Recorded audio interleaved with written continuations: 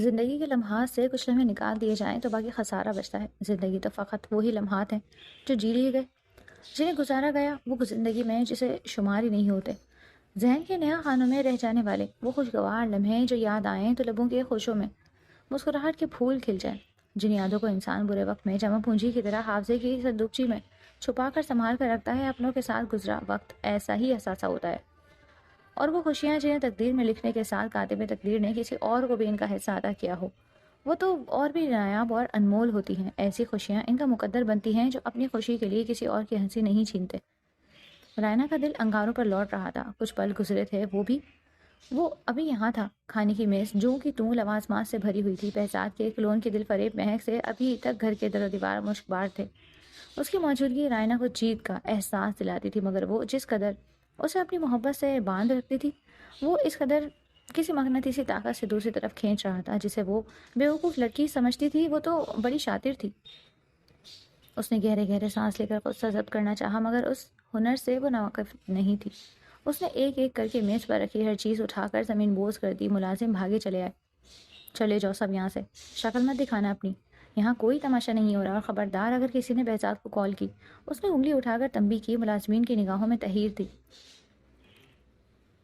تھا۔ سب ایک ایک کر کے چلے گئے۔ وہ اپنے بال مٹھیوں میں جکڑ کر رونے لگی۔ کیوں بہزاد، کیوں تمہیں میری محبت نظر نہیں آتی؟ اس لڑکی میں ایسا کیا ہے؟ کیوں تم اسے مجھ پر فوقیت دیتے ہو؟ وہ ہذیانی انداز میں چیخ رہی تھی۔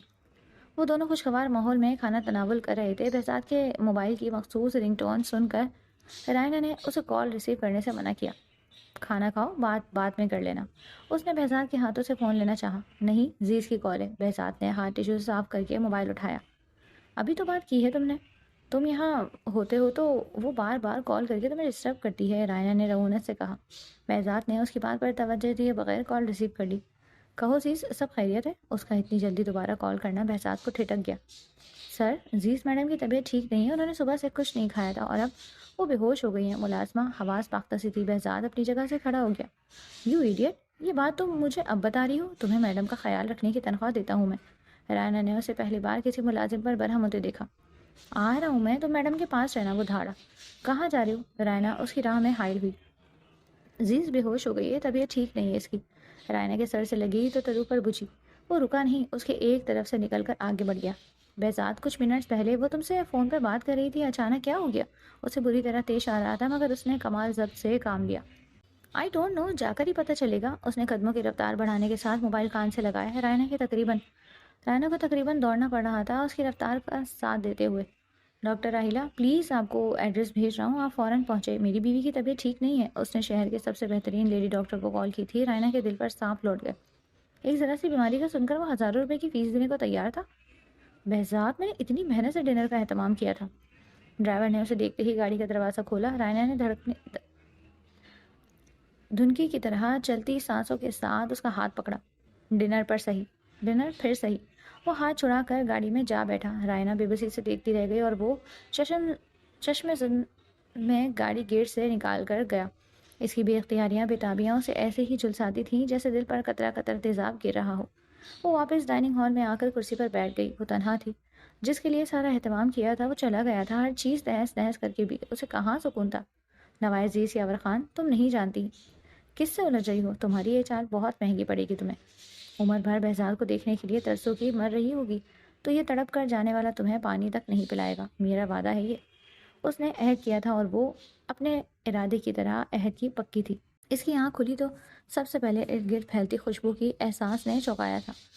نگاہ اپنے اطراف و جوانب میں ڈالی، یہی محسوس ہوا جیسے وہ بادلوں کے رتھ پر سوار کسی پھولوں کی کہکشاں میں آ نکلی ہو۔ ہر رنگ کے پھولوں سے اس کا کمرہ بھرا ہوا تھا۔ بیڈ جس پر وہ استراحت فرما رہی تھی، دیواریں، زمین اور کھلے دروازے سے نظر آتی راہداری تک اتنے بے تحاشا پھول تھے کہ وہ اپنی بیماری اور نقاہت بھول کر حیرت زدہ سی اٹھنے لگی۔ ارے اٹھو نہیں، بالکل نہیں، آرام سے لیٹی رہو۔ وہ جو بیک گراؤنڈ سے قریب دوسری جانب دیوار کے ساتھ پشت نکالے سینے پر بازو لپیٹے کھڑا تھا، لپک کر اس کے قریب آیا۔ تھینک گاڈ کہ ہوش آ گیا، تمہیں جان نکال دی تھی تم نے میری۔ اس کی آواز میں محبتوں کی چاشنی ہی نہیں، چینیوں کی گرماہٹ اور جسموں کی نرماہٹ بھی تھی۔ آپ؟ وہ فوراً ہی امڑتے آنسوؤں کو روکتی اس کے سینے سے لگی۔ پتہ نہیں کیا ہو گیا تھا، ایسا لگ رہا تھا بس آخری وقت ہے میرا۔ زمین آسمان نگاہوں کے سامنے گھوم گئے۔ اس نے نرمی سے اسے تھاما۔ اللہ نے کرے ابھی تو ہماری زندگی شروع ہوئی ہے، بہزاد نے اسے خود میں جذب کیا۔ یہ سب آپ نے کیا ہے؟ وہ مستفسر ہوئی۔ بالکل، وہ مسکرایا۔ میرا برتھ ڈے ہے، اس نے صحن پر زور ڈالا۔ بہزاد ہنسا۔ نہیں، میرا برتھ ڈے تو نہیں ہے، پھر یہ سب؟ اسے جاننے کی جلدی تھی۔ میری بیوقوف سجنی، یہ نہیں پوچھ رہی کہ تمہیں ہوا کیا تھا، ڈاکٹر کو بلایا یا نہیں، اپنے شوہر سے پوچھو اس کی کیا حالت ہوئی تھی۔ تمہاری بے ہوشی کا سن کر اس رات کی طرح دل بند ہونے لگا تھا۔ اپنی فکر ہے نا میری، بس ان پھولوں کی پرواہ ہے، اب مجھے ان سے بھی پرخاش ہو جائے گی۔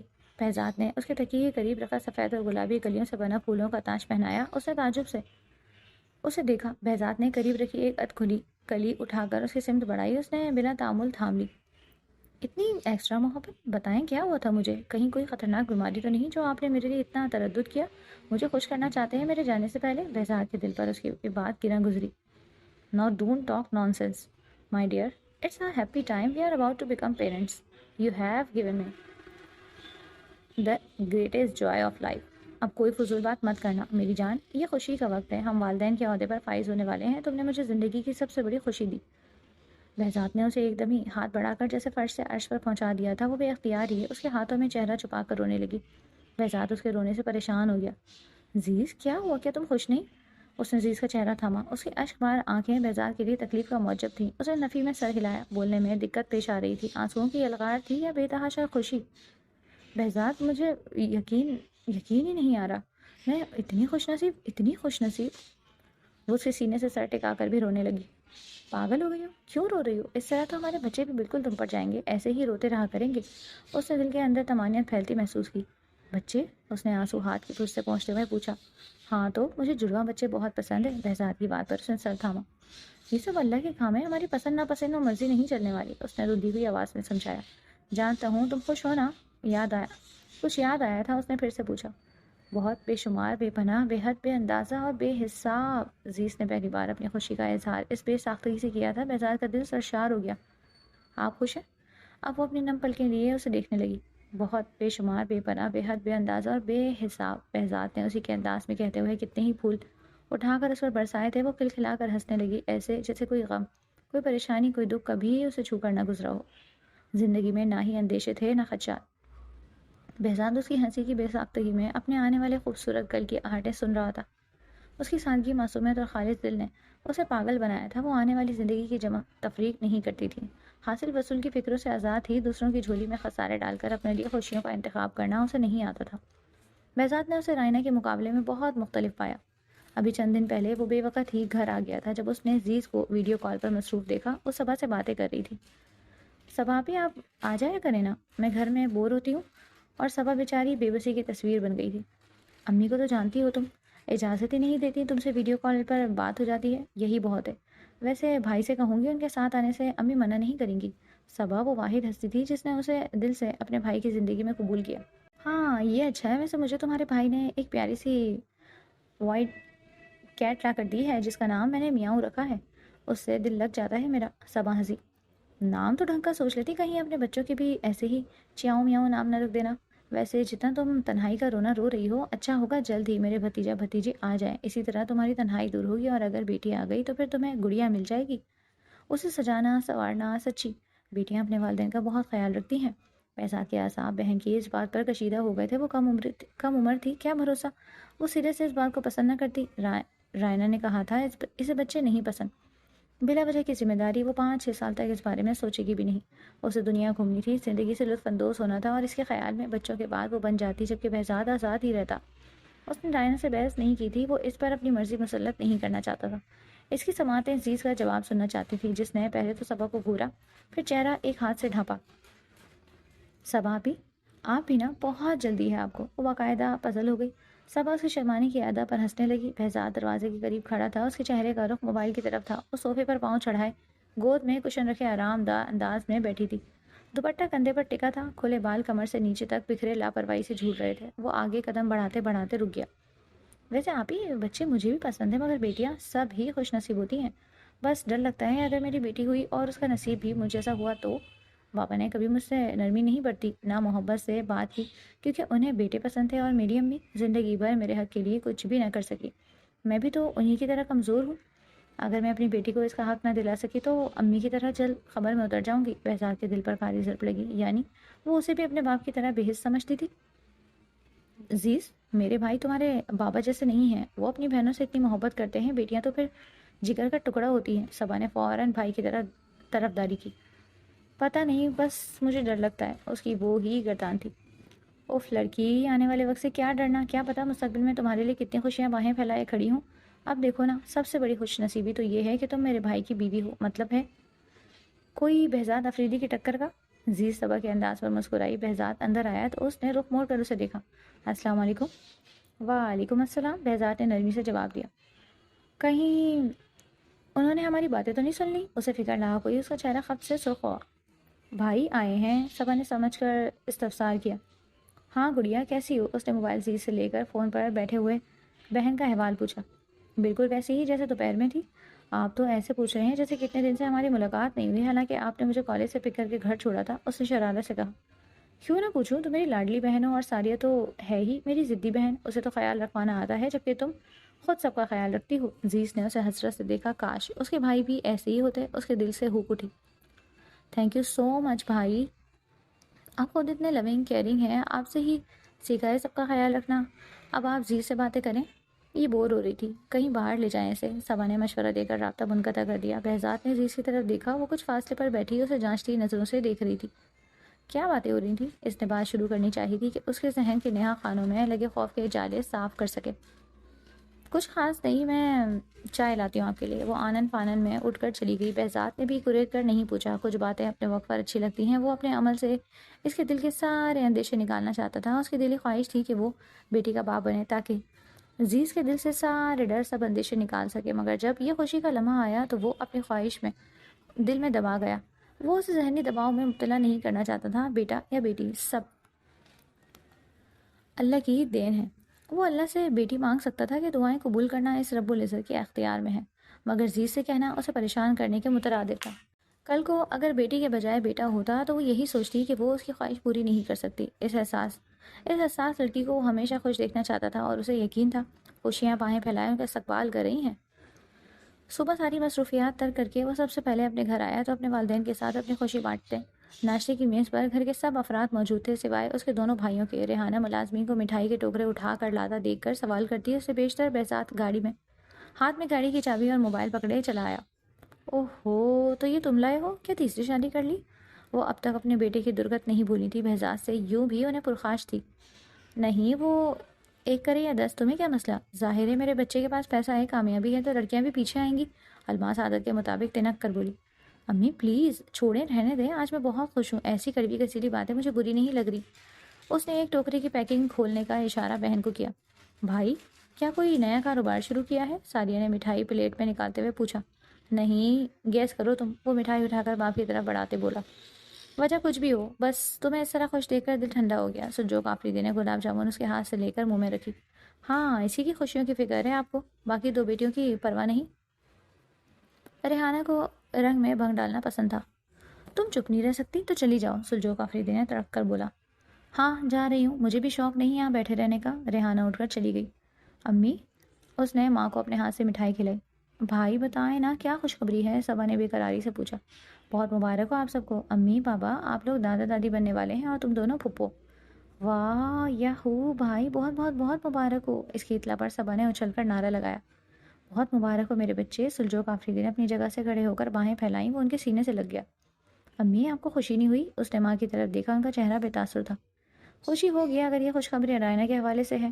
ان کا لہجہ بھی سرد و سپاٹ تھا۔ بہزاد نے حیرت سے انہیں دیکھا، وہ اس موقع پر بھی یہ بات کہہ رہی تھی۔ امی، کیا فرق پڑتا ہے اس سے؟ یہ خوشی میری خوشی ہے، میری ذات سے وابستہ ہے، پھر رائنا ہو یا عزیز، دونوں میری بیویاں ہیں، اور میں اپنی بیویوں کو برابر کا درجہ دیتا ہوں۔ اولاد کو بھی ایک جیسی محبت دوں گا انشاءاللہ۔ آپ کو بھی خوش ہونا چاہیے کہ یہ آپ کی بیٹی کی خوشی ہے، اس نے ماں کو سمجھایا۔ یعنی وہی بات ہے نا، عزیز کو تم نے ہمارے سر پر بٹھا دیا، اب وہ ہماری نسل کی امین بنے گی۔ اس قابل ہے وہ؟ بد کردار ماں کی بد کردار۔ اس نے ماں کی بات قطع کرنے کی گستاخی کی تھی، مگر لہجہ بے ادب اور آواز بلند نہیں ہوئی۔ امی بس کریں، بہت ہو گئی یہ عداوت، اب پھپھو اس دنیا میں نہیں ہے اور عزیز میری زندگی ہے، اس کی قدر و منزلت وہی ہے۔ جو میری ہے. اگر آپ اسے پسند نہیں کرتی تو بھی پلیز میرے سامنے اس کے کردار کو یا اسے کچھ مت کہا کریں. اور اب تو بالکل بھی نہیں. وہ میری نسل کی امین ہے. اسے عزت مرتبہ اور محبت نہ دے کر میں نے کوتاہی کر دی. مگر اب میں نہ ہی ایسی غفلت خود برتوں گا اور نہ ہی کسی کو اس کے ساتھ غلط کرنے کی اجازت دوں گا. آپ میری ماں ہیں. آپ سے زیادہ کوئی قابل احترام نہیں میرے لیے. بہت محبت کرتا ہوں آپ سے، اور آپ سے یہ درخواست ہے کہ جس سے میں محبت کرتا ہوں اس سے نفرت مت کریں. الماس بیگم لفظ یہ بیٹھی رہیں. بیٹے کا ہر لفظ ان کے ذہن دل پر ہتھوڑے کی طرح لگ رہا تھا. اوکے چلتا ہوں اب. اس نے اجازت لی اور سب کو خاموش چھوڑ کر وہاں سے نکلتا چلا گیا. کیا ہو گیا الماس؟ بیٹی کی خوشی کا ہی لحاظ کر لیتی. سجوک آفریدی نے انہیں تعصب سے دیکھا. اب تک لحاظ ہی کیا ہے. وہ تن فن کرتی اٹھ کر چلی گئیں جبکہ سعدیہ اور سبا ملازمہ کو مٹھائی کے حصے بنانے کے ہدایت دینے لگی. انہیں اپنی سہیلیوں کو مٹھائی بھجوانی تھی اور سلجوک آفریدی کو اپنے دوستوں اور رشتہ داروں کو. بڑے ٹھاٹ ہیں اس کے. میرا تو دل جل کر خاک ہو جاتا ہے. کیسے میرے بیٹے کو اپنی مٹھی میں کیا ہے. ایسے ناز نخرے تو کوئی من چاہی بیوی کے بھی نہیں اٹھاتا. دیکھ لو اپنا حال چہرے پر. خوشی کی رمق تک نہیں. اس کا دامن خوشیوں سے بھر گیا ہے اور تم پتہ نہیں کس گمان میں ہو. رائنا کی کیفیت ایسی تھی کہ وہ سانس بھی نہیں لے پا رہی تھی. یہ خبر اس پر بجلی بند کر گری تھی. الماس بیگم پہلی فرصت میں اس کے پاس آئی تھی اور ان کی توقع کے مطابق وہ اب تک بے خبر تھی. میں پوچھتی ہوں تم کس بات کا انتظار کر رہی ہو؟ جب تم اسے نظر آنا بند ہو جاؤ گی. وہ لڑکی خوبصورت ہے اور کم عمر ہے. بہزاد اس کے جال میں پھنس کر تمہاری طرف دیکھے گا بھی نہیں. ابھی وقت ہے. تم اس پر دباؤ ڈالو کہ وہ اسے طلاق دے ورنہ تمہیں چھوڑ دے. دیکھنا کیسے سدھر جائے گا. آخر تم اسے اولاد کی خوشی دے رہی ہو اور اس کے سرکل میں بھی سب تمہیں جانتے ہیں. اس بارش بھر کی آفت کو نہیں. اف توبہ کیسا ہوش ربا حسن ہے. اور اب یہ خبر. غزالہ کو کل ہی اس نے بلا لیا تھا اور وہ بھی بیٹی کو سبق پڑھانے لگی. ان کی بات نے الماس بیگم کو ششدر کر دیا. کیا مطلب یہ؟ انہوں نے رائنا کو بے یقینی سے دیکھا.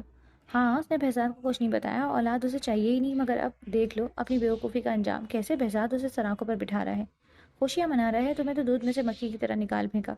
اگر یہ خوشخبری پہلے تم سنا دیتی تو آج وہ تم اہمیت دے رہا ہوتا. مگر تمہاری سر پر تو اپنی ہی اولاد سے چھٹکارے کا بھوت سوار ہے. آج ڈاکٹر کے پاس جانے والی تھی تم. غزالہ بیگم نے سارا کچا چٹا کھول دیا. الماس پر حیرتوں کے پہاڑ ٹوٹ پڑے. ہاں تو کیا کروں؟ گھر بیٹھ کر جاہل عورتوں کی طرح بچے پالوں؟ میں نے اس لیے بہزاد سے شادی نہیں کی تھی. اگر یہی سب کرنا تھا تو اپنے خاندان میں شادی کر لیتی. مجھے زندگی کو جینا تھا. لائف انجوائے کرنی تھی. مگر اب یہ مصیبت گلے پڑ گئی. وہ تلملا رہی تھی. ایسے نہ کہو. اولاد تو نصیب والوں کو ملتی ہے. اور کس چیز کی کمی رکھی ہے. میرے بیٹے نے بچوں کے لیے بھی آیا رکھ دے گا. تمہیں کرنا ہی کیا ہے؟ الماس کو رائنا کا انداز برا لگا.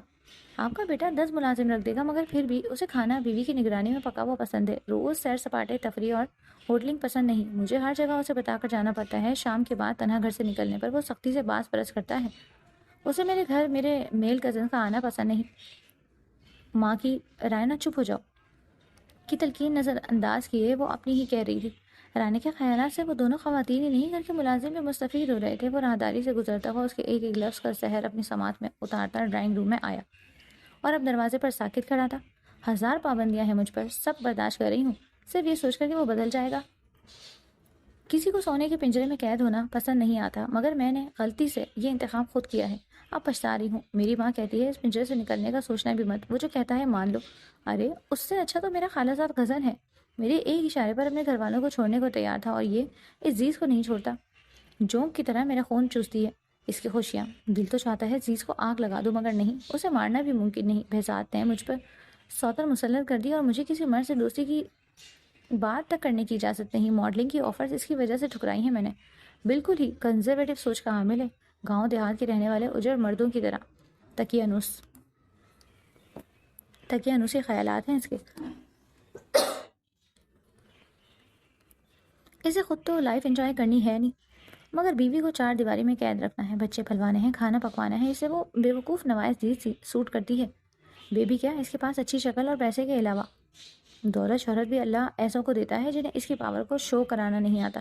بس دولت اور شہرت ہے جس کی وجہ سے لڑکیاں اس پر مرتی ہیں. میں بھی مر مٹی تھی مگر مجھے کیا پتا تھا میری آزادی سلب ہو جائے گی. وہ ہاتھ مل رہی تھی. کل تک دولت تھی سب کچھ تھی. آج وہ آزادی چھننے کا معاملہ کر رہی تھی. اس کے ہاتھ میں سرخ پھولوں کا گلدستہ تھا اور جیب میں بالکل ویسی ہی سونے کی بالیاں جیسے وہ زیز کو تحفہ دینا چاہتا تھا. مگر پہلے رائنا کو دینے والا تھا. وہ جو ہر معاملے میں دل کے جھکاؤ کے علاوہ انہیں برابر رکھتا تھا. رائنا کی نظر میں اس کی کیا حیثیت تھی یہ عقیدہ آج کھلا. بہزاد کا دل پاش پاش ہو گیا. رائنا سے اسے اس صفاقے کی امید نہیں تھی۔ اس نے گلدستہ دیوار پر دے مارا۔ عزیز کا مکمل چیک اپ کرانے کے بعد اسے گھر چھوڑ کر وہ رائنا کے پاس اسے ہی یہ خوشخبری خود سنانے آیا تھا، مگر یہاں تو اس پر ہفتے اقلیم گرے۔ اسے رائنا سمیت ان دونوں خواتین نے بھی دیکھ لیا تھا۔ بہزاد میری بات سنو۔ رائنا اس کے پیچھے لپکی مگر وہ واپس جانے کے لیے پلٹ گیا۔ بہزاد پلیز میری بات سن لو، میرا وہ مطلب نہیں جو تم سمجھے ہو۔ اسے اسی طرح اس کی پشت پر اس کی خامیاں گنوانے کی عادت ہو گئی تھی جسے وہ برا خیال نہیں کرتی تھی۔ وہ اس کے پیچھے دوڑ گئی۔ رائنا مجھے اس وقت تمہاری شکل نہیں دیکھنی نہ بات سننی ہے، بہتر ہے تم اپنی مرضی سے زندگی گزارو، مگر ہاں میری اولاد صحیح سلامت اس دنیا میں آ جائے، اس کے بعد تم آزاد ہوگی لائف انجوائے کرنے کے لیے۔ بہزاد نے اپنے لفظوں سے اسے تماچا دے مارا۔ تم اس کے لیے مجھے چھوڑنے کی بات کر رہے ہو جو ابھی دنیا میں نہیں آیا، یا پھر موقع ڈھونڈ رہے تھے عزیز کے لیے مجھے چھوڑنے کا؟ وہ پھنکاری۔ اگر اس کے لیے چھوڑنا ہوتا تو موقع ڈھونڈنے کی ضرورت نہیں تھی۔ ہر اس انسان سے میں کنارہ کشی اختیار کر سکتا ہوں جو میرے پیاروں کو نقصان پہنچانے کا سوچے، اور محبوب بیوی سے بھی زیادہ ایک مرد کو اولاد پیاری ہوتی ہے۔ تم تو پھر ابھی اس محبوبیت کے درجے پر کہیں دور تک نہیں تھی، پھر بھی میں نے تمہیں زندگی میں جگہ دی، دل میں جگہ دی، مگر تم میری اولاد کے دشمن بن گئی۔ مجھے جیسے کنزرویٹو مرد کو نوائے عزیز سی سوٹ کرتی ہے۔ وہ سنگ دل بنا ہوا تھا۔ رائنا کو اپنی زبان کے بچھو نے ڈنک مارا تھا۔ بہزاد میں غصے میں تھی، آواز کام نہیں کر رہے تھے میرے، تم جانتے تو ہو یوں غصے میں میری عقل خبت ہو جاتی ہے۔ اس نے بہزاد کا ہاتھ پکڑنا چاہا مگر اس نے رائنا کا ہاتھ جھٹک دیا۔ اور اب میں غصے میں ہوں، مگر تم جانتی ہو میں غصے کی حالت میں بھی آواز نہیں چھوڑتا، نہ ہی غصہ میری عقل کو خبت کرتا ہے، اور کہیں ایسا نہ ہو کہ میں اپنے پورے ہوش و حواس میں ابھی تم کو ان بیڑیوں سے آزاد کر دوں۔ وہ 2 قدم پیچھے ہٹی۔ الماس بیگم اور غالہ بھی ان کے پیچھے آ گئی تھی۔ بہزاد کی دھمکی نے انہیں دنگ کر دیا۔ یہ کیا کہہ رہے ہو بیٹا، یہ بچی ہے، عقل نہیں ہے اسے۔ غزالہ بیٹی کی مدد کے لیے آگے بڑھی۔ ہاں بہزاد، اس طرح جذبات میں آ کر کوئی ایسا قدم مت اٹھانا کہ بعد میں پچھتانا پڑے۔ الماس نے بھی اسے سمجھایا۔ پچھتاتا تو رہا ہوں اپنے غلط انتخاب پر، ادھاڑا، اور بے فکر ہو جائیں، بھی طلاق نہیں دوں گا جب تک میری اولاد مجھے نہیں مل جاتی۔ اس سے اپنا نام الگ نہیں کروں گا، مگر اس کے بعد ایک پل کے لیے بھی یہ میری زوجیت میں نہیں رہے گی۔ اگر تم نے بچے کو کوئی نقصان پہنچایا تو یاد رکھنا اس گھر سمیت 1 روپیہ بھی نہیں ملے گا تمہیں۔ یہ دھمکی سب سے زیادہ زور اثر اور کاریگر تھی۔ رائنا کا سارا تنتنا جھاگ کی طرح بیٹھ گیا۔ بہزاد نے اس پر ایک قہر بار نظر ڈالی اور وہاں سے نکلتا چلا گیا۔ یہ کیا کیا تم نے بیوقوف لڑکی، اپنے ہاتھوں سے اپنی جنت کو آگ لگا دی، اپنی زندگی کو تباہ کیا، ہمیں بھی برباد کر دیا۔ غزالہ نے اسے کندھوں سے تھام کر جھنجھوڑ دیا۔ اس نے ماں کے ہاتھ جھٹکے۔ سب آپ کی وجہ سے ہوا ہے، بہت شوق تھا آپ کو یہ بتانے کا، جانتی ہوں، مجھے غصہ آ جاتا ہے۔ ارے نہیں پال لے مجھے یہ بچے۔ اس شخص کی آخر دیکھیے، منٹ نہیں لگایا اس نے اور تعلق ختم کرنے کی ٹھان لی۔ وہ بھڑکی۔ قصور تمہارا ہے، اور اب اس کی نظر میں عزیز کا مقام اور بڑھ جائے گا۔ الماس کی آخری امید بھی دم توڑ گئی۔ دیکھتی ہوں میں کیسے دیتا ہے وہ مجھے طلاق۔ اس بری پہ اگر عزیز کا چہرہ میں اپنے ہاتھوں سے بگاڑوں گی۔ اس نے دانت پیسے۔ اب کچھ نہیں ہو سکتا۔ وہ دونوں خواتین نا امید تھی، مگر رائنا کا ذہن تیزی سے سوچ رہا تھا۔ وہ گاڑی یوں ہی سڑکوں پر دوڑاتا رہا، دل سے اپنی بے قدری اور ارزانی کا خیال نہیں جا رہا تھا۔ رائنا نے صرف پیسے کی خاطر اس سے تعلق جوڑا تھا، اور اس نے اپنی انا کی خاطر دونوں نے ہی خود غرضی دکھائی تھی، مگر اس نے رائنا کو کسی فریب میں نہیں رکھا تھا، نہ ہی اس کی عزت و احترام میں کمی کی تھی، جبکہ رائنا کی نظر میں اس کا کوئی مقام ہی نہ تھا۔ دل میں آگ لگی تھی۔ اس نے گاڑی کی رفتار بڑھا دی۔ موبائل کی رنگ ٹون مسلسل بج رہی تھی۔ وہ زیادہ دیر اسے نظر انداز نہیں کر سکا۔ بہزاد آپ ٹھیک ہے؟ میں کب سے کال کر رہی ہوں، پک کیوں نہیں کر رہے تھے؟ دوسری جانب سے آنے والی آواز نے اس کے جلتے بلتے دل پر پھوار سی برسا دی۔ ٹھیک ہو میری جان، ایک میٹنگ میں تھا، بس گھر آ رہا ہوں۔ اس کی بھاری آواز میں ایسی سرد مہری تھی کہ وہ ایک پل کو چپ ہو گئی، مگر رابطہ منقطع نہیں کیا۔ کیا کچھ ہوا ہے؟ مجھے آپ کی جر ہو رہی ہے؟ آپ نے اس نے دل پر مرہم رکھا۔ نہیں کچھ نہیں ہوا، 10 منٹ میں آ رہا ہوں۔ وہ اس قدر ہی کہہ سکا۔ میں انتظار کر رہی ہوں، مگر گاڑی تیز مت چلائے گا۔ اس نے تاکید کی۔ اور کوئی حکم؟ وہ اس کی محبت کے سامنے گھٹنے ٹیک چکا تھا۔ فی الحال کوئی اور حکم نہیں۔ وہ ہنس کر بولی تھی۔ بہزاد کو یقین ہو گیا لہجہ مرہم ہوتے ہی۔ وہ گھر پہنچا تو وہ بے چینی سے اس کی منتظر تھی۔ کھانا کھا لیا تم نے؟ اس نے آتے ہی پوچھا۔ ہاں مگر آپ نے نہیں کھایا، میں لگاتی ہوں۔ بہزاد نے اس کا ہاتھ پکڑا۔ تمہیں کیسے پتا میں نے نہیں کھایا؟ اس نے اس کی کلائی کو ذرا ہلکے سے جھٹکا دیا تو چوڑیوں نے احتجاجاً شور مچایا۔ وہ آج اہتمام سے تیار نظر آ رہی تھی۔ آپ نے کہا تھا نا کہ میرے ساتھ کھانا کھائیں گے، پھر میرے بغیر کیسے کھا سکتے ہیں؟ میری تو اب مجبوری ہے۔ وہ اس کی جانچتی کھوجتی آنکھوں سے خائف تھی۔ مجبوری؟ اس نے اس لفظ کو کسی اور ہی معنی میں لیا۔ آج دل کی حالت عجیب تھی۔ وہ نچلا لب دانتوں تلے دبائے اسے دیکھنے لگا۔ کیا ہوا ہے؟ ایسے کیوں دیکھ رہے ہیں جیسے مجھ سے کوئی خطا ہو گئی؟ وہ اس کے بدلے بدلے تیوروں سے گھبرا کر پوچھ بیٹھی۔ عزیز تم نے مجھے مجبوری میں قبول کیا تھا، اب ایک اور مجبوری ہے۔ زندگی میں مجبوریاں سمجھوتی کراتی ہیں، باغی بناتی ہے، نفرت کرنے پر اکساتی ہے، مگر مجھے دیکھو، مجھے اس مجبوری نے محبت کرنا اور اسے نبھانا سکھا دیا۔ خیر میری مجبوری تو تمہاری محبت بلکہ طلب سے فرار تھا۔ میرے اندر تو تم صدیوں سے تھی، مگر تمہاری کوئی مجبوری نہیں ہے۔ اگر تم نہیں چاہو گی تو میں کبھی زبردستی تمہیں خود سے باندھ کر نہیں رکھوں گا۔ تمہاری تعلیم، خواہشیں، خوشیاں کسی کے درمیان رکاوٹ نہ بنوں گا، نہ ہی میری اولاد۔ میں اپنے بچوں کو تنہا تنہا بھی پال سکتا ہوں۔ تم اگر بڑھ سکتی ہو تو تمہیں اس مجبوری کے رشتے کو گلے کا توق بنانے کی ضرورت نہیں۔ تم جب چاہو فیصلہ سنا سکتی ہو۔ وہ پوری کھلی آنکھوں سے اسے دیکھتی رہ گئی۔ یہ کیا کہہ رہا تھا؟ اب اس مقام پر اس کا دل پھٹنے کو تھا۔ اس نے ایک جھٹکے سے اپنا ہاتھ اس کی گرفت سے کھینچ لی۔ چوڑیاں اس کے اس جارحانہ اقدام کی وجہ سے ٹوٹ گئیں۔ کچھ ٹکڑے کلائی میں چھپ کر اسے تکلیف سے روشنا کرا گئے، مگر یہ تکلیف اس تکلیف کے عشر اشیر بھی نہیں تھی جس سے اسے بہزاد کے لفظوں نے آشنا کرایا تھا۔ اب اب آپ کہہ رہے ہیں میں آپ کی زندگی سے نکل جاؤں؟ آپ بہزاد آفریدی مجھے زندہ درگور کرنا چاہتے ہیں؟ یقین تھا مجھے میرا نصیب میری ماں سے مختلف نہیں، مگر میں اتنی سیاہ بخت ہو کہ اس کی خبر نہیں تھی۔ کل رات سے آج صبح تک آپ نے مجھے احساس دلایا کہ میں دنیا کی سب سے خوش نصیب لڑکی ہوں، اور اب میرے بخت پر سیاہی بھی خود ہی پھیر دی۔ یہ رشتہ میری مجبوری تھا، مگر آپ کی کوئی مجبوری نہیں تھی۔ پہلے دن طلاق دے دیتے، یہاں نہ لاتے، چھوڑ دیتے، محبت کے دعوے نہ کرتے، مجھے آزاد کر دیتے۔ اب جب میں یقین کرنے لگی تھی تو آپ نے مجھے محبت کے آسمان سے زمین پر لاپٹ کھا۔ آپ کو میرے کندھے پر بندوق رکھ کر چلانے کی کیا ضرورت تھی؟ چھوڑ دے مجھے، میں آج یہ فیصلہ سنا رہی ہوں، مگر اس کے بعد آپ میرے بچے پر کوئی حق نہیں رکھیں گے۔ میں آپ کا سایہ بھی اس پر نہیں پڑنے دوں گی۔ آپ سمجھتی کیا ہیں خود کو؟ نوائے عزیز، یاور خان ایک کمزور لڑکی تھی، مگر ایک بچے کی ماں بہت طاقتور ہوتی ہے۔ مجھ سے میری زندگی کی واحد خوشی آپ نہیں چھین سکتے۔ وہ بپری ندی کی طرح اس کا گریبان پکڑ کر چیخی تھی۔ بہزاد کے لیے اس کا رد عمل غیر متوقع نہیں تھا، مگر تسلی بخش اور خوشائن بھی نہ تھا۔ وہ اتنی بدگمان تھی کہ فوراً فیصلہ سنا دیا۔ بچے سے اسے ایک دن میں اتنی بے تحاشا محبت ہو گئی تھی، مگر اس نے ایک بار بھی اپنی محبت کا ذکر نہیں کیا۔ بہزاد نے اس بپری ندی پر بند باندھنے کے لیے اسے نرمی سے سمیٹا۔ عزیز، میں بہت تکلیف میں ہوں، مجھے مجبوریوں اور سمجھوتوں سے کوئی سروکار نہیں، مجھے فقط محبت کی خواہش ہے۔ یہ کہو کہ تمہیں مجھ سے محبت ہے، اس لیے مجھ سے الگ نہیں ہونا چاہتی۔ یہ کہو کہ ہمارے رشتے کی بنیاد محبت تھی۔ یہ کہو کہ ہماری محبت دو طرفہ ہے، محبت کے بغیر کی شرط کے بغیر، بغیر کسی لالچ کے، بغیر کسی وجہ کے۔ اس کنزرویٹو اجڑ اور تقیانوسی مرد سے محبت ہے تمہیں۔ وہ بالکل مختلف لہجے میں جو کہنے کی ضد کر رہا تھا، عزیز کے لیے وہ الفاظ کہنا مشکل نہ تھے، مگر اب سے چند ساعت پہلے وہ اسے آزاد کرنے کی بات کر رہا تھا، اور اب محبت کی۔ عزیز کے لیے اس کے الجھے رویے کی گتھی سلجھانا محال ہو گیا۔ اس کے حصار میں وہ جھپٹا کر رہ گئی۔ چھوڑیں مجھے، مذاق ہو گئی آپ کے لیے محبت۔ آپ کیا سمجھتے ہیں کوئی کٹپتلی ہوں میں؟ مجھے چھوڑنے کی بات کرتے ہیں اور پھر کہتے ہیں کہ میں محبت کا اعتراف کروں؟ کبھی نہیں، یہ حسرت آپ کی کبھی پوری نہیں ہوگی، اس نے دل ملا کر کہا۔ تمہیں مجھ سے محبت نہیں ہے؟ بہزاد کا لہجہ بکھرا ہوا تھا۔ جب آپ کو میری ضرورت نہیں، قدر نہیں، تو مجھے محبت کا یقین دلانے کی ضد کیوں کر رہے ہیں تاکہ بعد میں میرا مذاق اڑا سکیں؟ وہ چٹک کر بولی۔ نہیں، مذاق نہیں ہے یہ چیز۔ تم بتاؤ، کیا میں نے تم سے محبت کے علاوہ یا محبت سے زیادہ کسی چیز کی ڈیمانڈ کی ہے؟ اس سوال پر عزیز کے لب سل گئے۔ بے شک میں نے رائنا سے شادی کی، مگر میرے لیے اس وقت یہ فیصلہ کرنا مشکل تھا۔ تم سوچ بھی نہیں سکتی میں تم سے دور بھاگتا رہا، مگر میرے اندر جب محبت نے حشر اٹھایا تو میں نے بلا تعمل اس محبت کو لا کر تمہارے قدموں میں رکھ دیا۔ تم نے میرے جذبوں کی صداوت کو تسلیم نہیں کیا، اسے شرف قبولیت تک نہ دی، مگر میں نے ہر ممکن طریقے سے تمہیں یقین دلانے کی کوشش کی۔ آج خود ہی نے دل پر بہت بری طرح وار کیا۔ کہنے والے کا کہنا ہے کہ بہزاد آفریدی کے پاس کچھ بھی نہیں ہے دولت، اور جس کی وجہ سے لڑکیاں مجھ پر مرتی ہیں۔ ہاں میں مانتا ہوں یہ چمک دمک بہت لوگوں کو متاثر کرتی ہے، مگر کیا میں محبت کے لائق نہیں؟ وہ اس مضبوط و توانا مرد کے بگڑتے لہجے کو سن کر ساکت ہو گئی تھی۔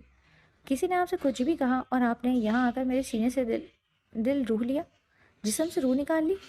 اس نے تڑپ کر اسے دیکھا۔ پاگل لڑکی، میں نے کب ایسا چاہا تھا کہ تمہیں تکلیف دوں، مگر تم نے بھی تو مجھ سے نفرت ہی کی ہے۔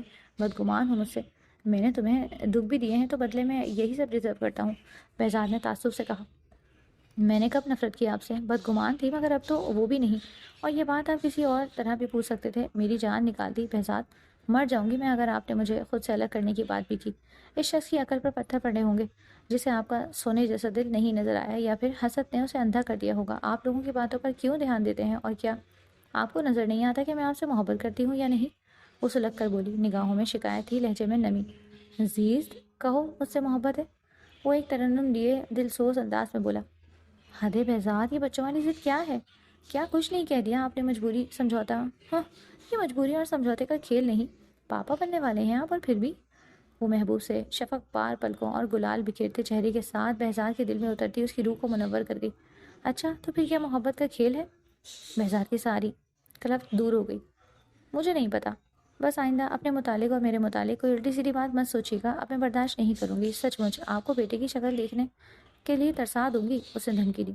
تمہیں کس نے کہہ دیا کہ بیٹا ہوگا؟ بیٹی بھی ہو سکتی ہے، بلکہ بیٹی تو زیادہ پیاری ہوتی ہے۔ بہزاد کے دل کی بات زبان پر آ گئی۔ مجھے بیٹا چاہیے، وہ اس طرح بولی جیسے بازار سے کوئی کھلونا لانا ہے۔ اچھا، کل تو مجھے سمجھا رہی تھی کہ یہ اللہ کے کام ہے، بس اسے اللہ پر چھوڑ دیں۔ بہزاد نے جیب سے وہی بالیاں نکالی جو بہت محبت سے وہ اس کی اور رائنا کے لیے خرید کر لایا تھا، مگر رائنا نے اس کے دل سے ہر خوشکن احساس نوچ کر پھینک دیا۔ یہ کیا ہے؟ عزیز نے بالیاں دیکھ کر بھی حیرانی سے استفسار کیا۔ محبت، میری محبت؟ بہزاد نے پہنے اس کے بندے اسے کانوں سے اتارنے کا اشارہ کیا۔ اس نے ایک ایک کر کے دونوں بندے اتارے اور اس کے ہاتھ سے بالیاں لے کر پہن لی۔ محبت کی طبیعت میں یہ کیسا بچپنا قدرت نے رکھا ہے کہ یہ جتنی پرانی، جتنی بھی مضبوط ہو جائے، اسے تائید تازہ کی ضرورت پھر بھی رہتی ہے۔ یقین کی آخری حد تک دلوں میں لہلہاتی ہے، نگاہوں سے ٹپکتی ہے، لہو میں چکمکاتی ہے، ہزاروں طرح کے دلکش حسین حالے بناتی ہوں۔ الف سے اظہار کے لفظوں کی حاجت پھر بھی رہتی ہے۔ محبت مانگتی ہے یوں گواہی اپنے ہونے کی کہ جیسے طفل سادہ شام کو ایک بیج ہوئے اور شب میں بارہ اٹھے، زمین کو کھود کر دیکھے کہ پودا اب کہاں تک ہے۔ محبت کی طبیعت میں عجب تکرار کی خو ہے کہ یہ اقرار کے لفظوں کو سننے سے نہیں تھکتی۔ بچھڑنے کی گھڑی ہو یا کوئی ملنے کی ساتھ، اسے بس ایک ہی دھن ہے، کہو مجھ سے محبت، کہو مجھ سے محبت، تمہیں مجھ سے محبت ہے۔ سمندر سے کہیں گہری، ستاروں سے سوا روشن، پہاڑوں کی طرح قائم، ہواؤں کی طرح دائم، زمین سے آسمان تک جس قدر اچھے مناظر ہیں محبت کی کنائیں، وفا کے استعارے ہیں، ہمارے واسطے یہ چاندنی راتیں سنورتی ہیں، سنہرا دن نکلتا ہے۔ محبت جس طرف جائے زمانہ ساتھ چلتا ہے، کچھ ایسی بے سکونی ہے وفا کی سرزمینوں میں کہ جو اہل محبت کے صدا بے چین رکھتی ہے، کہ جیسے پھول میں خوشبو، کہ جیسے ہاتھ میں پارا، کہ جیسے شام کا تارا۔ محبت کرنے والوں کی سحر راتوں میں رہتی ہے، گما کے شاخوں میں آشیاں بنتا ہے الفت کا، یہ عین وصل میں بھی ہجر کی خدشوں میں رہتی ہے۔ محبت کے مسافر زندگی جب کاٹ چکتے ہیں، تھکن کی کرچیاں چنتے وفا کی اجر کی بہنیں سمے کی رہ گزر کی آخری سرحد پہ رکتے ہیں۔ تمہیں مجھ سے محبت ہے تو کوئی ڈوبتی سانسوں کی ڈوری تھام کر دھیرے سے کہتا ہے، یہ سچ ہے نا؟ ہماری زندگی ایک دوسرے کے نام لکھتی ہے، دھندلا سا جو آنکھوں کے قریب دور پھیلا ہے، اسی کا نام چاہت ہے۔ تمہیں مجھ سے محبت تھی، تمہیں مجھ سے محبت ہے۔ محبت کی طبیعت میں کیسا بچپنا قدرت نے رکھا ہے۔ بہزاد اس کی سماعت میں محبت کی چاشنی گول رہا تھا۔ ابھی کچھ دیر قبل اس نے اپنے لفظوں سے اس کی جان نکال دی تھی اور اب جیسے محبت کا اسم پڑھ کر اس کے تن مردہ میں روح پھونک رہا تھا۔ وقت کیسے کروٹ لیتا ہے، کل تک وہ ہر شے پر قابض ہونے کا خواب دیکھ رہی تھی، آج سب کچھ رائنا کے ہاتھوں میں پھسل گیا۔ وہ زیا کے سامنے بیٹھی تھی، وہ سگریٹ کا دھواں اڑا رہا تھا، باہر سے آ کر وہ کچھ اور بے باک اور خطرناک ہو گیا۔ کیا ہے تمہارے پاس؟ کچھ بھی نہیں، پورے گھر کو چلا رہی تھی، بھائیوں کو کاروبار کے لیے پیسہ دیا، رامیش باہر سیٹل ہو رہا ہے، یہ سب تمہاری بدولت ہے، مگر تم نے اپنی زندگی تباہ کر لی۔ اس وقت کہا تھا میں نے اس لڑکی کو میرے حوالے کر دو، مگر نہیں، تمہیں تو اپنی عقل پر ناز تھا۔ اس نے پہلو بدلا۔ زیا، میں نے تمہیں مدد کے لیے بلایا ہے، اپنی کوتاہیاں گنوانے کے لیے نہیں۔ 3 ماہ ہو گئے وہ میری کال تک ریسیو نہیں کرتا، آفس جاؤ تو ملنے کی اجازت نہیں، سامنے آ جاؤں تو دیکھنا بھی گوارا نہیں کرتا۔ وہ افسردہ نہیں تھی، دانت پیس کر بول رہی تھی۔ وہ تمہیں پسند نہیں تھا، تمہارا اور اس کا کوئی میچ تھا ہی نہیں۔ تم ایک آزاد خیال لڑکی ہو، اس جیسے بیکورڈ مرد کے ساتھ خود کو کیوں برباد کر رہی ہو؟ چھوڑ دو اسے، اور اس کی بات ماننے کی بھی ضرورت نہیں ہے، اس کی دھمکی کا اثر مت لو، اور جان چھڑاؤ بچے کے بغیر بھی وہ تمہیں یہ سب دے دے گا۔ یہ گھر تمہارے نام ہے، تمہارے بینک اکاؤنٹ میں جو کچھ بھی ہے وہ تمہارا ہے، اور پھر حق مہر بھی کم نہیں۔ نئی زندگی شروع کرو، ماڈلنگ کرو، تمہارا فیوچر بہت برائٹ ہے۔ زیا کا مشورہ اس نے بے دلی سے سنا۔ بہت گایا ہے وہ، بڑے بڑوں کا ناکو چنے چبا دیا اس نے۔ مجھ سے یہ گھر نکلوانا اس کے لیے مشکل نہیں ہوگا، اور پھر اس کے ساتھ میں عیش کر رہی ہوں، ماڈلنگ کر کے کیا ملے گا مجھے؟ مجھ سے اچھی لڑکیاں ایسی فیلڈ میں رل جاتی ہیں، مجھے کم از کم 5 سال اس کے ساتھ رہنا ہے، بہت سے خواب پورے کرنے ہیں، پھر وہ کیا میں خود اسے چھوڑ دوں؟ غم نہیں، مگر اس سب کے لیے اس کی شرط ماننی پڑے گی۔ سمجھ نہیں آتا کیسے؟ ایک ہی طریقہ ہے، اگر تم میرا ساتھ دو۔ اس نے بال جھٹکے۔ زیا نے اسے دانت دیتی نظروں سے دیکھا۔ بہت سہل پسند ہو تم، سب تھالی میں رکھنا ملنا چاہیے تمہیں۔ وہ ہنسا۔ بالکل، اب بتاؤ کیا کروں؟ سب گھر والے ناراض ہیں مجھ سے، اس کی امی بھی میرے منہ پر مجھے برا بھلا کہتی ہیں، مگر ایک بات تو طے ہے، وہ مجھے اب بھی برداشت کرنے کو تیار ہے، مگر وہ عزیز انہیں گوارا نہیں۔ اگر کوئی ایسا منصوبہ ہو تو کیا ہی اچھا ہے جس میں عزیز کی موت کا سارا ملبہ سعد صاحبہ پر گرے، اور وہ جو کہتے ہیں ہنگ لگے نہ پھٹکری اور رنگ۔ وہ بات ادھوری چھوڑ کر کھلکھلائی۔ رنگ میں تو ہم بھنگ ڈال دیں گے، اپنی بات سے وہ خود ہی محفوظ ہو رہی تھی۔ زیا نے اسے گھور کر دیکھا۔ میں کوئی عادی مجرم یا قاتل نہیں، وہ چڑ کر بولا۔ تو کیا کروں میں؟ وہ جھنجھلا رہی تھی۔ اسے زندہ درگور کر دو۔ اس نے چٹکیوں میں مسئلہ حل کیا۔ مگر کیسے؟ وہ اپنی نفرت میں اچھے برے کی تمیز بھول گئی تھی، اس کا کلیجہ نکالنے کی منصوبہ بندی کر رہی تھی۔ اسے زندہ درگور کرنے کا مقصد نہیں تھا، اس طرح وہ خود ہی مر جاتی۔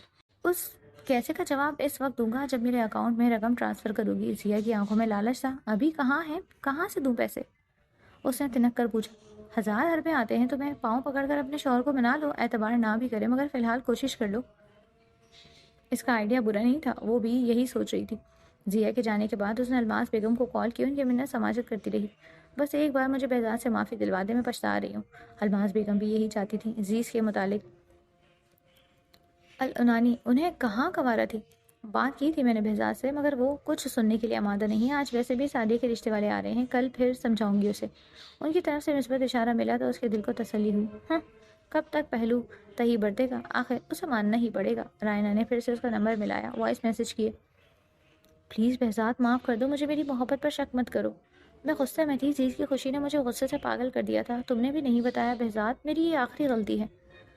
20 میسیج بھیجنے کے بعد بھی جواب نہ دارو۔ وہ ہمت نہ ہارنے کا تہیہ کر چکی تھی، ایسے ہی کاوشوں سے وہ بہزاد کی زندگی میں تھی۔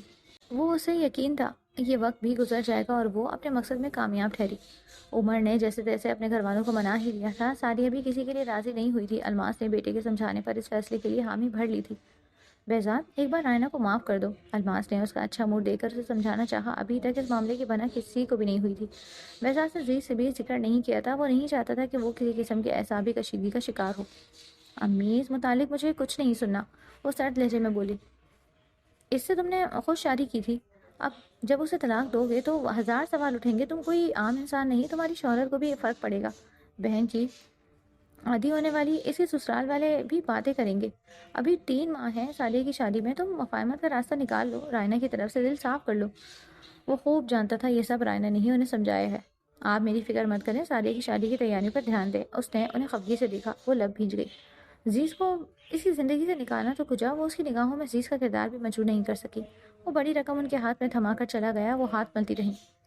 سعدیہ آپی کی شادی ہے، کاش میں بھی انجوائے کرتی یہ سب ساری رسمیں۔ میری شادی میں تو کچھ بھی نہ ہوا، نہ ہی مجھے مایوں بٹھایا، نہ بارات آئی، نہ مہندی لگی، نہ ہی سجی سنوری۔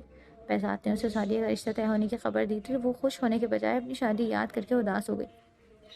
ولیمے میں بھر بھر کر مہندی لگوائی تھی تم نے، تمہارے ہاتھوں کا کلر مہندی کے رنگ، گہرے رنگ اور نقوش نگار میں چھپ ہی گیا تھا۔ 16 سنگار کے بعد بھی تمہیں شکایت ہے کہ تم سجی سنوری نہیں تھی؟ اور اگر اتنا ہی ارمان ہے مایوں بیٹھنے کا تو چلو پھر سے ارینج کر لیتے ہیں شادی۔ اس نے گور کر بہزاد کو دیکھا۔ ایک بات کی تھی میں نے اور آپ نے کب میری مہندی اور سگار دیکھا؟ اسے یاد تھا وہ کس قدر غصے میں تھا، پھر آنند پانند آ کر لے گیا۔ کب کیا مطلب؟ اس دن میں اپنی آنکھیں ساتھ ہی لایا تھا۔ ویسے مجھے غصے سے اسی بات پر آ رہا تھا، اتنی تیاری کے بعد وہاں تمہیں شوپیس کی طرح بٹھا دیا۔ تمہیں اس طرح اتنے سگار اور سجنے سنورنے کے بعد دیکھنے کا حق صرف مجھے ہے۔ بہزاد کو اس نے حیران ہو کر دیکھا، وہ میز پر اس کے لیے چائے کا کپ رکھ رہی تھی۔ وہ دونوں کچن میں موجود تھے، کھانا بھی یہیں تناول کیا تھا اور اب بہزاد فرصت سے بیٹھا اسے چائے بناتے ہوئے دیکھ رہا تھا۔ کتنے بہت سارے دن ہو گئے بہزاد، آپ رائنا کی طرف نہیں گئے؟ اچانک ہی یہ خیال نہیں آیا تھا، وہ کب سے پوچھنا چاہ رہی تھی، دل نہیں چاہتا وہاں جانے کا۔ اس نے عزیز کا ہاتھ پکڑا، وہ قریب رکھی کرسی پر بیٹھ گئی۔ یہ کیا بات ہوئی؟ وہ کچھ نہیں کہتی؟ اسے حیرت ہوئی۔ نہیں، ایک لفظی جواب ملا۔ اسے میرا پتہ ہے، میرا مطلب، وہ جھجک کر بولی۔ بہزاد نے مسکرا کر اس بات میں سر ہلایا۔ یہ چھپانے والی بات تو نہیں، میں نے ہماری پہلی خوشی کا صدقہ دیا ہے، ساری دنیا کو اپنی خوشی میں شریک کیا۔ اس نے عزیز کی ہتھیلی کھول کر اس پر انگلی سے اپنے نام کا پہلا حرف لکھا۔ وہ اس کے چہرے کو یک ٹک تکنے لگی۔ بہزاد، کیا کچھ ہوا؟ آپ اداس لگ رہے ہیں؟ وہ اسے سمجھنے لگی تھی، بہزاد کو اچھا لگا اس کا پرواہ کرنا۔ نہیں اداس نہیں، بس کچھ سوچ رہا تھا۔ اس نے توقف کیا، پھر سلسلہ کلام جوڑا۔ عزیز میری جان، یہ خوشی دوہری ہے ہمارے لیے، اللہ نے ہمیں بے پناہ نوازا ہے۔ عزیز نے اسے حیرانی سے دیکھا، پھر بات سمجھ کر بے ساختہ اس کے ہاتھوں پر گرفت مضبوط کر لی۔ کیا رائنا؟ اس نے اس بات میں سر ہلایا۔ یا اللہ تیرا شکر ہے بہزاد، آپ اتنے خوش انداز میں بتا رہے ہیں مجھے۔ یار یہ تو اللہ نے آپ کی سن لی، آپ کو جڑواں بچوں کی خواہش تھی نا؟ اب دیکھیے دونوں بچے بالکل جڑواں ہی لگیں گے۔ بہزاد میں بہت بہت خوش ہوں۔ میں تو یہی سوچ کر پریشان ہو رہی تھی کہ رائنا کو یہ سب گرا گزرے گا، حالانکہ یہ تو اللہ کا کام ہے۔ میں نے اللہ سے دعا کی تھی اس کے لیے، اللہ نے میری سن لی۔ اب کم از کم وہ آپ سے روڈ نہیں ہوگی، پلیز اس کے پاس جایا کریں، اسے خوش رکھیں۔ اور آپ نے کیا اسے بھی میری اولاد کے اولاد والا وش کیا تھا ایسے پھولوں سے کمرہ بھر کر؟ بتائے نا۔ اس کی آنکھیں بھیگ گئی تھی مگر اس کے لب مسکرا رہے تھے۔ بہزاد نے حیرت سے اسے دیکھا۔ وہ ایک وسیع القلب اور کشادہ ظرف کی مالک لڑکی تھی، مگر رائنا؟ بہزاد کو آج پھر ماضی میں عزیز کے ساتھ روا رکھے اپنے رویے پر ندامت ہوئی تھی۔ اس نے آج پھر اسے متاع حیات کی طرح اپنے حصار میں لیا۔ کہاں سے ملا ہے تمہیں اتنا پیارا دل؟ اللہ نے جتنا حسین تمہیں بنایا ہے اس سے کہیں زیادہ خوبصورت دل ہے تمہارے پاس۔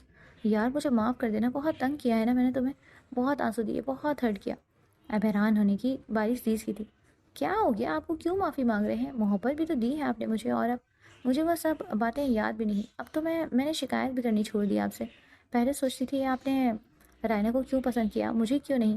اب اپنی بچکانہ سوچ پر ہنسی آتی ہے۔ یہ تو دل کے معاملات ہیں، مرضی اور اختیار کہاں ہوتا ہے، اور ہمارا نصیب تھا تو ہم ایک ہو گئے۔ آپ کے چاہے رائنا کے بعد میرے حصے میں آئی، مگر یہ بے تحاشا اور بہت ہے میرے لیے۔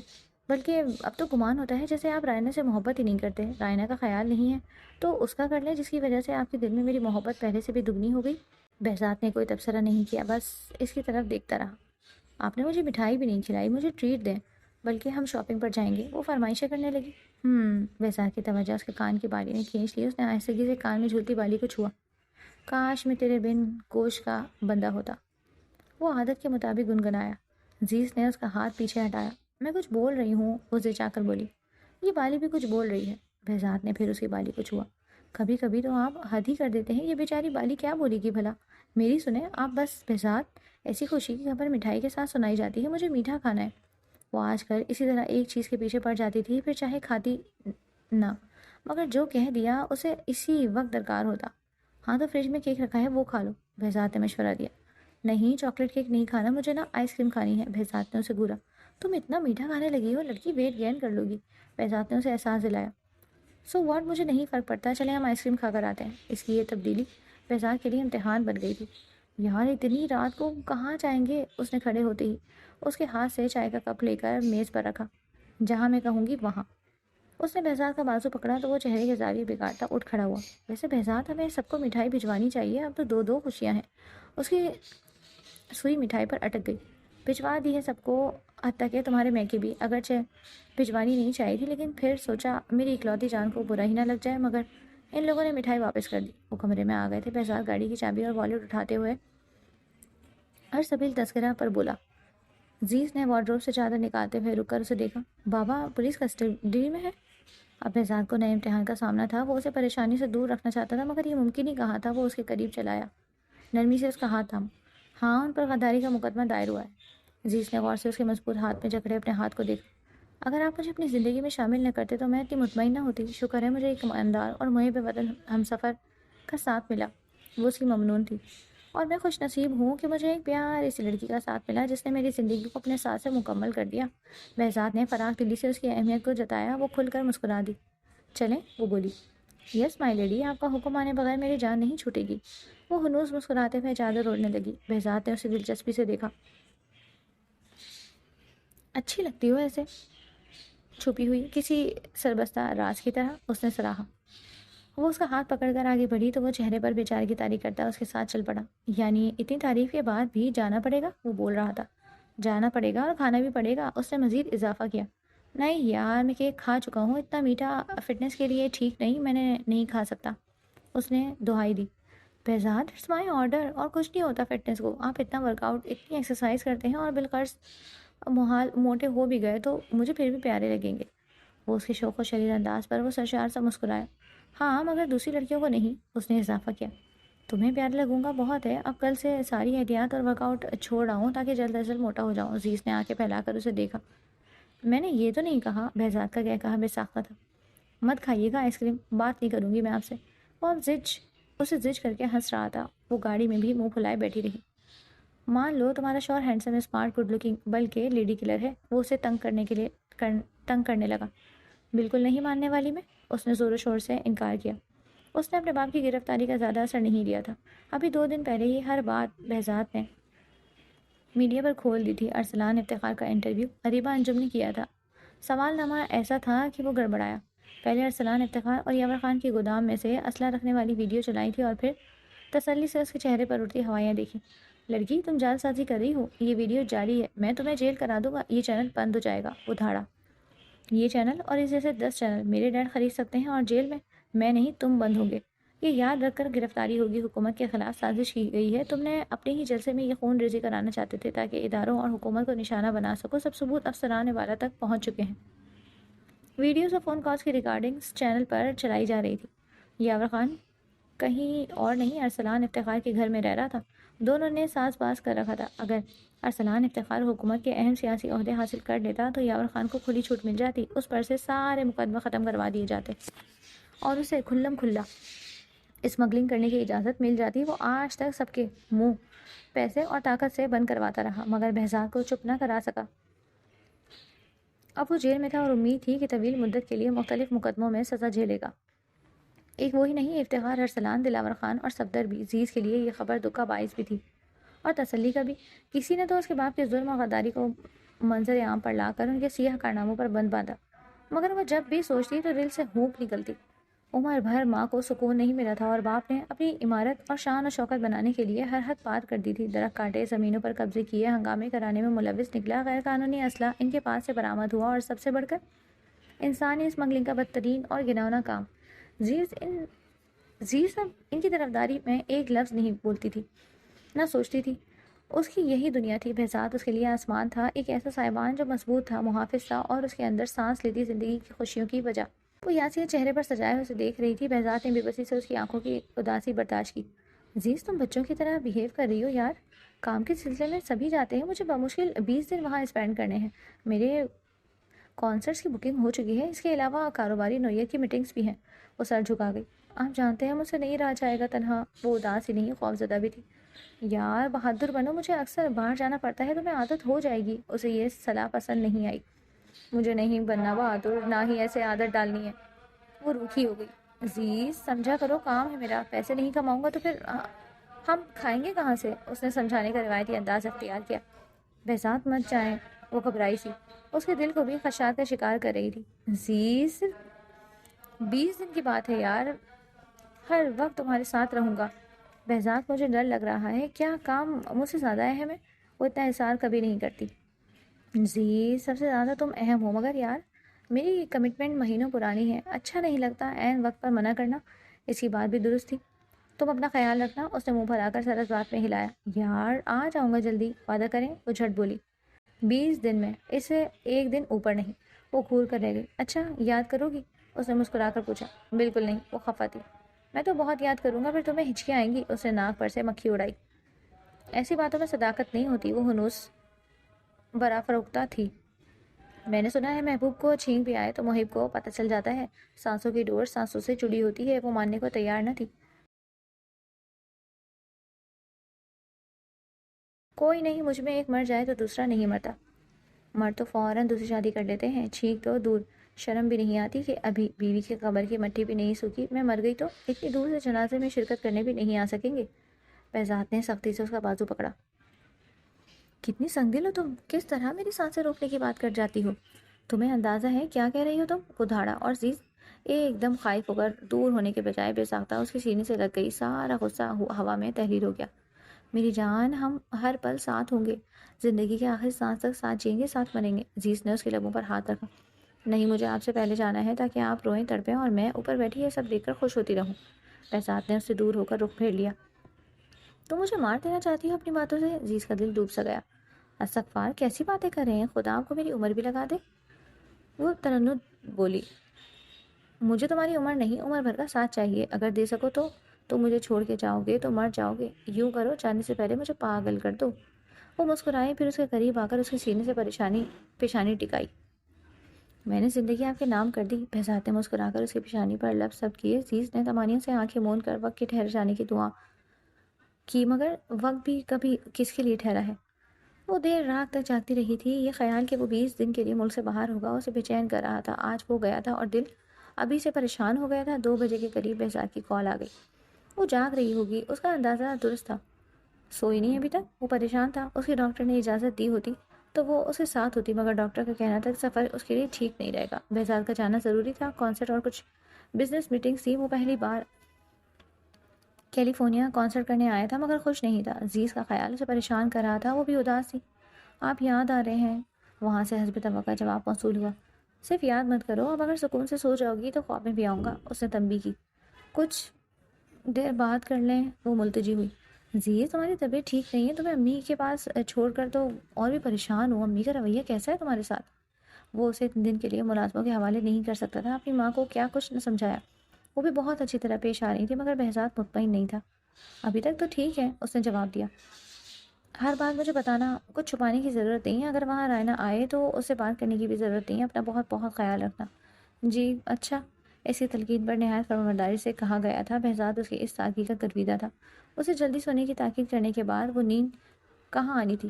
ساری رات وہ دونوں فون پر باتیں کرتے رہے۔ فجر کی اذان پر عزیز نے رابطہ منقطع کیا۔ نماز کی ادائیگی کے بعد وہ کچھ دیر ہی سوئی تھی کہ صبح آ گئی۔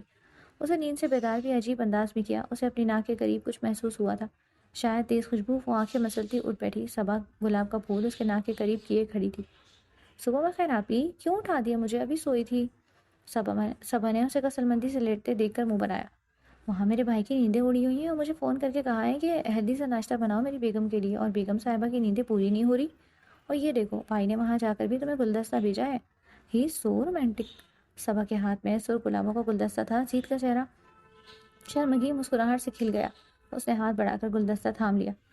اب اٹھ کر فریش ہو جاؤ، ناشتہ بن چکا ہے، صبا نے ہدایت دی۔ مگر مجھے ابھی اور سونا ہے، وہ گلدستہ اپنے قریب رکھتے ہوئے منہ بنا کر بولی۔ یار بھائی نے تمہیں بہت سر پر چڑھا لیا ہے۔ پہلے میں سوچتی تھی ایسے ہی بابا کے سمجھانے پر تمہیں لے گئے، مگر سعدیہ بھی ٹھیک کہتی تھی، محبت کا جادو سر چڑھ کر بول رہا ہے۔ اس نے آنکھوں پر بازو رکھ لیا۔ آپ نا مجھے تنگ مت کریں، مجھے نیند آ رہی ہے۔ وہ اسی طرح پزل ہونے لگی آج کل۔ یار ناشتہ کر لو، پھر کرتی رہنا آرام۔ وہ بادل نخواستہ اٹھ گئی۔ بہزاد بھی نا، کیا ضرورت ہے اتنا خیال رکھنے کی؟ بہت زیادہ محبت پر بھی نظر لگ جاتی ہے۔ اف توبہ، اللہ نہ کرے کہ نظر لگے۔ وہ نیچے آنے تک کیا کچھ سوچتی رہی۔ ناشتے کی میز پر الماس بیگم بھی موجود تھی۔ وہ برائے نام ناشتہ کر کے اٹھنے لگی۔ ڈھنگ سے کھاؤ لڑکی، اب تم اکیلی جان نہیں ہو۔ عزیز کو لگا وہ ابھی بے ہوش ہو جائے گی۔ الماس بیگم کا لہجہ اگرچہ لٹمار تھا، مگر یہ بھی حیران کن تھا کہ وہ اس کی فکر کر رہی تھی۔ عزیز کو لگا یہاں ٹھیک ہی وقت گزر جائے گا۔ اب دل کو ذرا ڈھارس ملی تھی۔ عزیز ہمارے ساتھ شاپنگ پر چلو گی؟ ساس صاحبہ کی یہ پیشکش حیران کن تھی۔ ممانیہ آپ کے بیٹے نے کہیں بھی جانے سے منع کیا ہے، اس نے سہولت سے انکار کر دیا۔ اسے بتانے کی کیا ضرورت ہے، اور ہم ہیں نا، صبا ساریہ بھی جا رہی ہیں۔ مگر اس نے اعتراض کرنا چاہا۔ اگر مگر چھوڑو، تیار ہو جاؤ، رائنا کی بھی یہی کنڈیشن ہے، مگر اتنی ایکٹیو ہے، اس نے ساری شاپنگ کی شادی کی۔ اب 10 دن تو باقی ہیں، بہزاد این شادی کے دن پہنچے گا، اس کا بھی کام اس وقت آنا تھا۔ وہ بیٹے سے خفا تھی۔ سب کچھ تو اس نے ارینج کروا دیا ہے، ایونٹ مینجمنٹ کمپنی موجود ہے، شاپنگ کے لیے بھی تم خود پریشان ہو، ورنہ وہ بھی ہو ہی جاتی۔ سلجوق آفریدی نے انہیں ٹوکا۔ کوئی دوسرا ہمارا کام بھلا کیسے ہمارے مطلب کا کرے گا؟ مجھے تو کسی پر اعتبار نہیں۔ خیر آج رائنا نہیں جا رہی تو میں لے جا رہی ہوں، اب تیار ہو جاؤ۔ انہوں نے توپوں کا رخ پھر عزیز کی طرف کر کے ہمیشہ کی طرح روب سے کہا۔ اب تک یہ بات پوشیدہ تھی کہ بہزاد رائنا کو چھوڑنے کا فیصلہ کر چکا ہے۔ پچھلے 5.5 ماہ میں عزیز بہزاد کو کئی بار کرید چکی تھی، مگر اس نے تسلی بخش جواب نہیں دیا۔ عزیز نے بھی کریدنا چھوڑ دیا تھا۔ میں بہزاد سے پوچھ لیتی ہوں۔ وہ موبائل اٹھا کر کال ملانے لگی، مگر وہ شاید کہیں اور مصروف تھا۔ عزیز کو مایوسی ہوئی۔ صبح کا بھی اصرار تھا، پھر سلجوق آفریدی نے بھی کہا کہ چلی جاؤ۔ اسے ماننا پڑا۔ وہ سب الماس کا بدلا رویہ دیکھ کر خوش تھے۔ عزیز چار بناچار راضی ہو گئی، اس سے قطعی بے خبر کہ اس کی قسمت اس کے ساتھ کتنا بھیانک مذاق کرنے والی ہے۔ وہ دل میں بہزاد کی خفگی کا سوچ کر پریشان ہو رہی تھی، اور یہاں قسمت دور کھڑی مسکرا رہی تھی۔ صبا اور ساریہ کے ساتھ وہ صحیح معنوں میں لطف اندوز ہو رہی تھی۔ پہلی بار وہ اس طرح شاپنگ کے لیے آئی تھی۔ الماس بیگم اگرچہ اسے مخاطب نہیں کر رہی تھی، مگر وہ ان کی نگاہوں کی زد میں تھی۔ ساریہ نے اپنے لیے کچھ لباس پسند کیے تھے۔ الماس بیگم نے ایک فراک اسے بھی تھما دی۔ ذرا پہن کر دیکھو، تم پر اچھی لگے گی۔ وہ گھبرا کر انہیں دیکھنے لگی۔ اف توبہ، میرے بیٹے کو بھی تمہیں پتہ نہیں کیا نظر آیا۔ سمجھاؤ سعدیہ، اسے کیا کہہ رہی ہوں میں؟ اس نے نفی میں سر ہلایا۔ جاؤ بھی لڑکی۔ الماس بیگم نے اسے ہاتھ پکڑ کر ڈرائنگ روم کی طرف دھکیلا۔ اس کا موبائل بجنے لگا تھا، شاید بہزاد اسے کال بیک کر رہا تھا۔ اس نے ہاتھ میں پکڑے کلچ میں موبائل نکالنا چاہا، مگر الماس بیگم نے کلچ اس کے ہاتھ سے جھپٹ لیا۔ وقت نہیں ہے ہمارے پاس، سعدیہ کے سسرال والے بھی آئیں گے، آ کر بات کر لینا، وہ نخوت سے بولی۔ یار عزیز، پہن کر دیکھ لو۔ ساریہ کے کہنے پر اس نے چینجنگ روم کے اندر قدم رکھا۔ یا اللہ، کہاں پھنس گئی میں؟ وہ متردد سی کھڑی تھی۔ لباس پہن کر دیکھنے کا اس کا کوئی ارادہ نہیں تھا۔ وہ بہانہ سوچنے لگی، کہہ دوں گی ڈریس چھوٹا ہے۔ اس نے ڈھیلی ڈھالی فراک کو بازو پر لپیٹے اور جانے لگی۔ اسی وقت باہر سے بھاگتے دوڑتے قدموں کی آواز سنائی دی۔ اس نے گھبرا کر نوک گھمایا، مگر دروازہ لاک تھا۔ چیخو پکار کی آواز سن کر اس کے حواس معطل ہو گئے۔ یا اللہ، یہ اچانک کیا ہو گیا؟ اس نے دروازہ پیٹ ڈالا۔ ممانی آپی، سعدیہ آپی، صبا آپی۔ وہ پاگلوں کی طرح سب کو پکارنے لگی۔ دروازے کے نیچے سے چھوٹے سے چینجنگ روم میں دھواں بھرنے لگا۔ یہ کیا ہو رہا ہے؟ یا اللہ میری مدد فرما۔ اس نے دھواں دے کر ایک قدم پیچھے ہٹایا، پھر واپس آگے بڑھ کر دروازہ پیٹنے لگی۔ ہمایوں دروازہ کھولیں، کوئی ہے؟ دھوئیں کی وجہ سے اس کی سانسیں بند ہونے لگی۔ بہزاد! اس کے دل سے ہی نہیں ہونٹوں سے بھی اس کا نام ادا ہوا، مگر وہ اتنی دور تھا کہ اسے پکارنا مشکل تھا۔ اس کا دل انہونی کے خیال سے لرزنے لگا، دھوئیں سے سانس گھٹنے لگی، قریب تھا کہ وہ بے ہوش ہو جاتی، مگر دروازہ کھول دیا گیا تھا۔ بند ہوتی آنکھوں کے ساتھ اس نے خود پر کسی کو چھپتے دیکھا۔ اس کے لب مدد کے پکار کے لیے نیم وا تھے کہ اس نومارد نے عزیز کی گردن کو اپنے ہاتھ کے شکنجے میں لے کر اس کی اد کھلی آنکھوں کو بند ہو جانے پر مجبور کر دیا۔